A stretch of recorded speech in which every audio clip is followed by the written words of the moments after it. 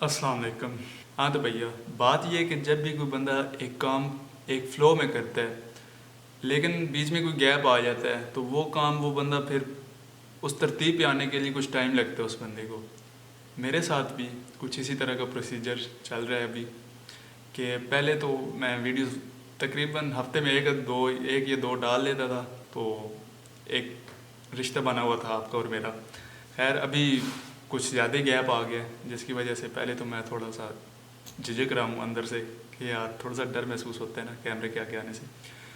खैर ये तो अलग होगी बात। बात करते हैं कि इतने दिनों से आपका भाई गायब किधर था। इसके पीछे की स्टोरी ये है कि अगर आपको याद हो, लास्ट वीडियो में समर भाई ने एक बात कही थी।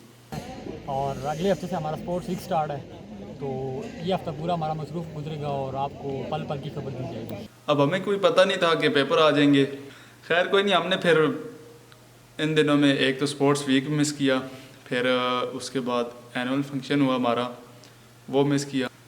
कोई नहीं, अल्लाह करे इसी चंगियाँ। तो अभी सीन ये है कि आज लास्ट पेपर था। अल्हम्दुलिल्लाह पेपर तो अच्छे हो गए हैं, शुक्र अल्हम्दुलिल्लाह।